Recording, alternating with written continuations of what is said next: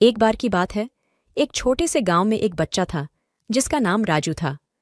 राजू का दिल बड़ा ही प्यारा था और उसमें नेकी की भावना हमेशा से बसी रहती थी। राजू के गांव में एक पुरानी मंदिर थी जिसकी कभी भी उसने दरवाज़ा नहीं खोला था। लोग कहते थे कि मंदिर में एक प्राचीन राजा की आत्मा बसी है और वहां कुछ अद्भुत शक्तियां छुपी हुई हैं। एक दिन राजू को बहुत अजीब सपना आया। उसके सपने में एक बड़ा आदमी उससे बोल रहा था, राजू, तुम्हें मंदिर में जाना चाहिए। राजू ने सपने को अजीब मानकर उसे ध्यान नहीं दिया, परंतु रात को जब वह सपने के बारे में अपने दोस्त को बताने गया तो उन्होंने उसे कहा, शायद यह सपना किसी संकेत की ओर इशारा कर रहा हो। राजू ने अगले दिन मंदिर की ओर रुख किया। मंदिर के दरवाजे पर जब वह पहुंचा तो देखा कि दरवाज़ा खुला हुआ है। उसने धीरे धीरे मंदिर के अंदर कदम बढ़ाया। मंदिर के भीतर राजा की प्रतिमा थी।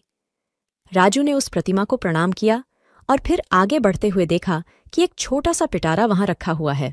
उस पिटारे में एक चमकदार रत्न था। राजू ने वह रत्न उठाया और उसे अपने साथ ले आया।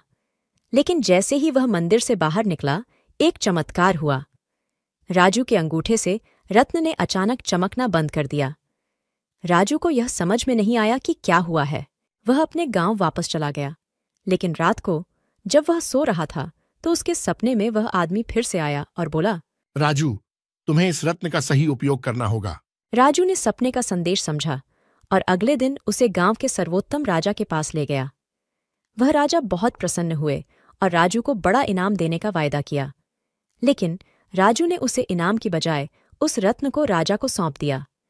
राजा ने उसे अच्छे से ध्यान से देखा और फिर बड़े आश्चर्य से राजू को प्रशंसा की।